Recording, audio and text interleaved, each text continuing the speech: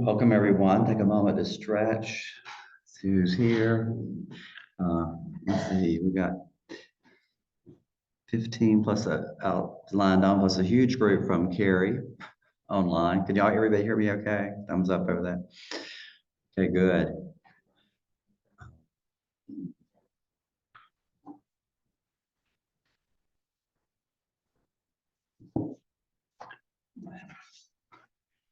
Well, I'm Clyde, one of the 6 active Dharma leaders that are here at IMC Charlotte. So welcome everyone tonight for the social those that were on retreat. Well, I hope you had an enjoyable retreat. Tonight, I'm going to be talking about right view. And I'm going to start out by talking about where it shows up, where it fits in. We're going to look at some of the things I've kind of learned about right view, kind of the big things. Then we're going to look at a couple of suttas on right view, some of the teachings on right view, and then we'll come up and kind of bring it back together toward the end. There's going to be a lot of concepts, a lot of things thrown out today. If you're new at this, just kind of bear with it. The Dharma kind of unfolds, the teachings unfold to us as we are ready for them, and you'll get what you need tonight. So right view, where does it sit in? The Buddha taught the Four Noble Truths. There is what he calls suffering, but it could be also stress, anxiety, unsatisfactoriness. There is a cause to this, and that is attachment or clinging. There is a way out of it, and that way out, the fourth noble truth, is the Noble Eightfold Path. And then when we get into the Noble Eightfold Path, the very first thing is right view. Then there's right intention, right speech, right action, right livelihood, right effort, right mindfulness, and right concentration. That's the Noble Eightfold Path. And you'll notice that that right view is right up there at the very first thing. And normally it's taught, this is the way that it's taught, but the Buddha kind of taught it. Right view and right intention are part of the wisdom teachings. Speech, action, and livelihood are part of the ethical teachings of sila. And then you have the concentration piece, which is livelihood, effort, mindfulness, and concentration. And a lot of times it's taught that way. You taught with sila. We learn how to act appropriately, like speech. And then we get into meditation and do that. And that brings us up to wisdom. And the wisdom piece is the key to freedom, is the antidote to ignorance. But here, right view is right up there at the beginning. And why is it there? Bhikkhu Bodhi says this: right view provides a perspective for practice. Right view is the forerunner of the entire path, the guide for all the other factors. It enables us to understand our starting point, our destination, and the successive landmarks to pass as practice advances. To attempt to engage in the practice without a foundation of right view is to risk getting lost in the futility of undirected movement. It's like trying to go somewhere without a roadmap, without a map. So it gives us this perspective. And it's pretty important because we also talk about wrong view. You'll hear about we're going to be saying right view, but wrong view. This is what the Buddha says about wrong view. Monks, for a person of wrong view, whether bodily, verbal, or mental, whatever bodily, verbal, or mental conduct he undertakes in accordance with that view, and whatever volition, aspiration, wish, and volitional formation he engenders in accordance with that view, all lead to what is undesirable, unwanted, and disagreeable, to harm and suffering. For what reason? Because the view is bad. So it's pretty important, this idea of right view and wrong view. And so that's what we're going to be looking at tonight. But first, I want to say when looking through this, there were a few things that I kind of learned in doing this. And this is kind of an overview thing. Number one, that there are a lot of teachings on right view. There's one or two suttas that say this, but it comes up everywhere. When you're reading suttas everywhere, it's like, as a right view, the wrong view, the right view, it's just all through there. So it's a lot more of it. I kind of relied on this book for a long, long time when he did the right view, and I kind of stayed there. But when I started looking into it, it's everywhere. Right view involves both a conceptual and experiential understanding.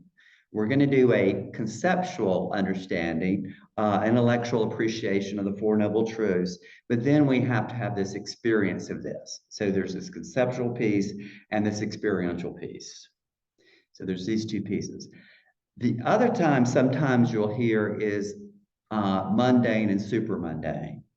There's a super mundane piece of this, which is our day-to-day working with this, what I can work with right now.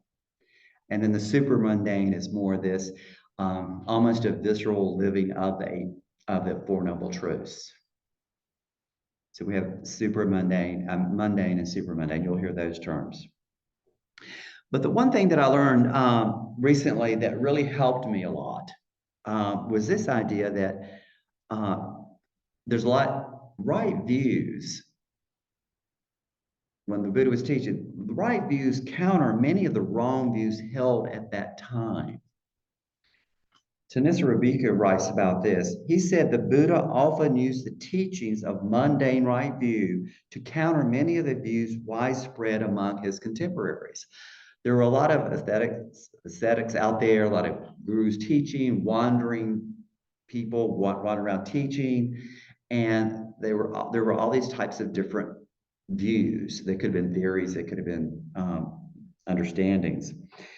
Tanisra goes on to say, he said, there were 6 of them that stood out, 6 wrong views, because he argued against them so frequently, and because they correspond to wrong views that are still widely held at present. Some of these are annihilationism, materialism, fatalism, the denial of causality, eternalism, and racism. Now, I'm not going to get into those and what those are, but what we want to understand is why did he have to talk against those? The Buddha had to counter these views because they either denied the possibility of any path of skillful action leading to the end of suffering, or it denied the need for such a path, or it undermined the motivation needed to stick with the path, the specific path he had discovered and taught.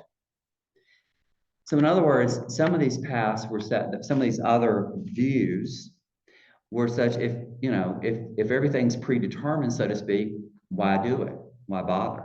If I don't have agency around being able to change things, if things fated or determined, if there's no life after this, you're done, if it's predetermined. So he's saying there's no reason for you, I have to say these are wrong views because there's no reason to follow this path that I've shown you. So that was one of the things and we're going to go through a sutta and that kind of where I worked with that.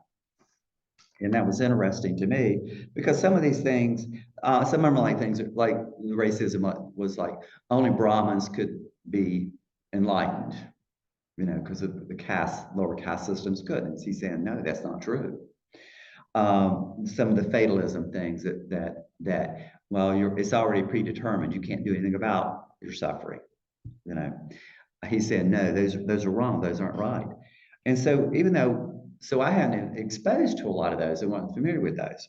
So anyway, I looked at a couple suttas, and that kind of helped me. And this first one is from the Majjhima Nikaya, and it's called the Great 40. And I've read this one for several years and never understood what it meant until this week. He says, and what, monks, is right view? Right view, I say, is twofold. There is the right view that is affected by taints, partaking of merit, ripening on the side of attachment. That's mundane right view. Just think that is a mundane right view. Then there is right view that is noble, taintless, super mundane, a factor of the path. That's the super mundane portion. But let's look at what it says. What is this mundane right view? And you're going to bear with me now because this is the part that I didn't understand for years. But there are 6 comments here, 6 things he said it was going to be. And I'm going to go through each one and kind of explain them. There is, and this is what he says, and what is right view says, there is what is given and what is offered and what is sacrificed. That's the first one. I'm like, well, what's that mean? That means that it's meritorious for generosity, that generosity is important, that it does have an impact, that generosity, offerings, and sacrifices generate karmic merit that will someday come to fruition. And if you remember, the Buddha first taught, one of the first things he taught was generosity. So that was generosity. So I'm going to go through this. Okay, if I need to understand right view, I understand this one, I'm okay with it. The second statement, there is fruit and result of good and bad actions. What is that? It's karma.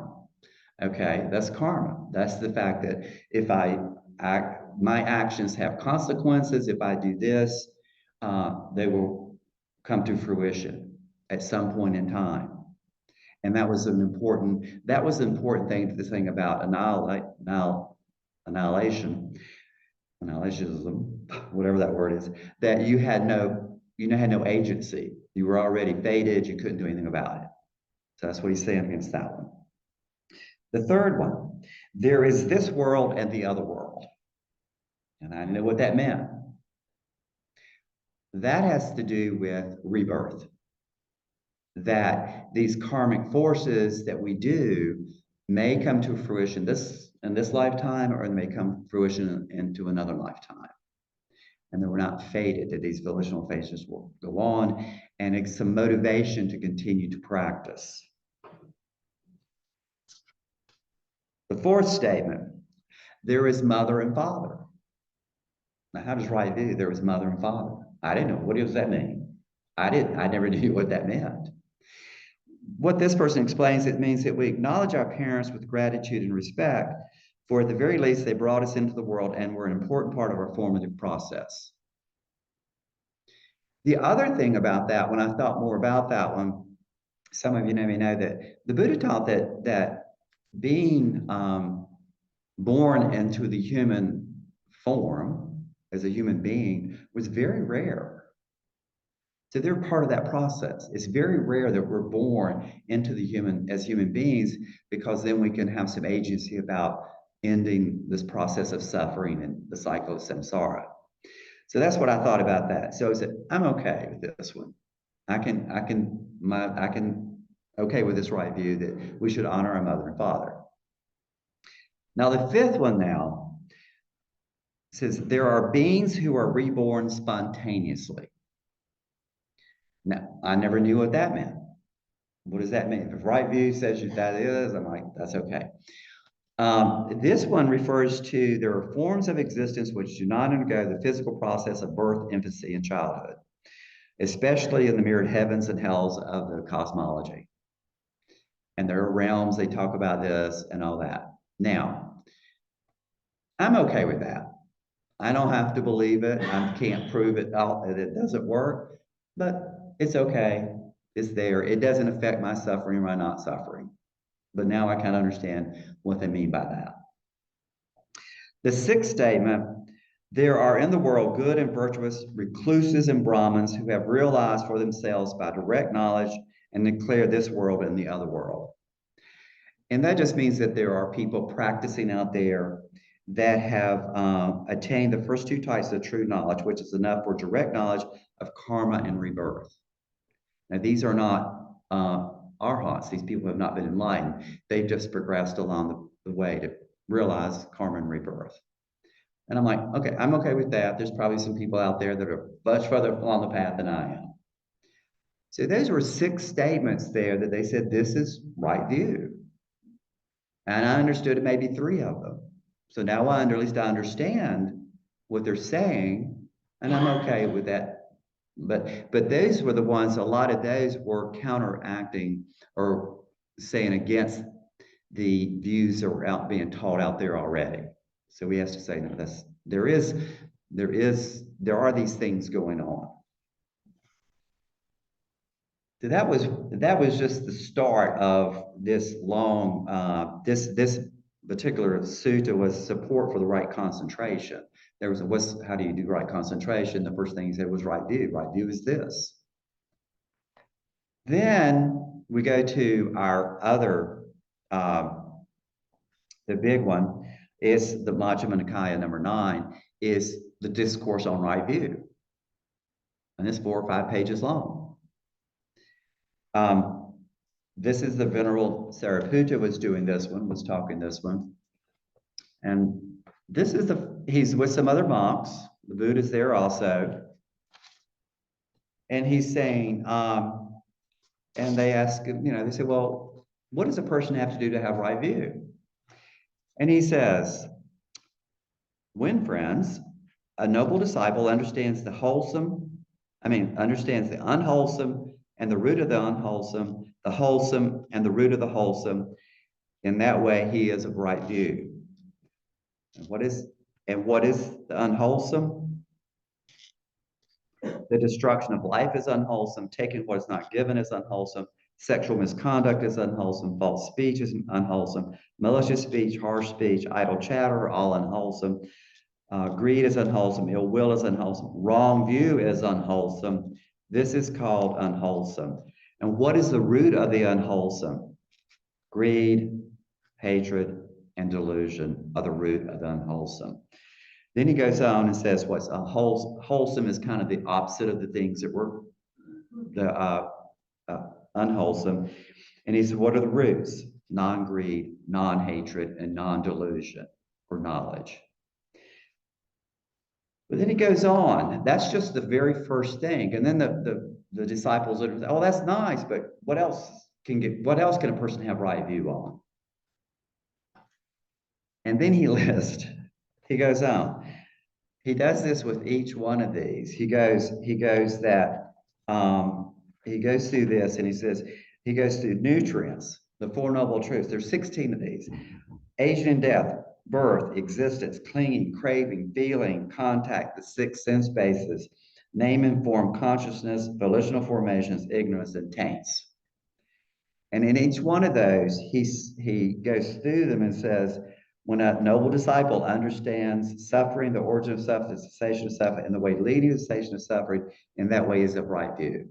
And he has to understand each one of these. And he has to almost do like the Four Noble Truths for each one of these. And that got to be a lot. That's a lot for right view. But if you think about what he just did, what all these things I just went through, that's dependent origination. That's the 6 sense basis. It has the five aggregates of clinging in there. And this is, as you work through this is almost this super mundane right view. You realize impermanence, the impersonal nature of things, and you realize the suffering. So this one, the one that's on right view is big. It's everything. It's this super mundane thing of right view. So what is right view? What do we do with it? How do we work with this right view? That's when we go back to the Noble Eightfold Path piece here. And we go, what do I do? Well, to start out, we need to understand we have to have a conception of karma, because that's the reason this thing works. That's the reason why we have some agency to end our suffering. If we didn't have this agency around karma, that this cause and effect, this ability to do things, it can lead to our freedom from suffering. We can work with wholesome and unwholesome, knowing our thoughts, our actions. Is this wholesome or is unwholesome? We can understand the roots of the wholesome and unwholesome. We can understand when greed, ill will, and ignorance or delusion is operating. This experiential aspect of right view is so important, and that is what we're doing when we meditate. When we meditate, we begin to see, and we're mindful, particularly when we learn meditation, we're meditating, see if we can be with what's arising in this moment. Then we can see it as mindfulness and seeing this is unwholesome. action. We may see karma in action, see some consequence of that. We may see that this leads to suffering for myself and others. We can see that if we don't do this, it may not lead to suffering for ourselves and others. So we begin to see it.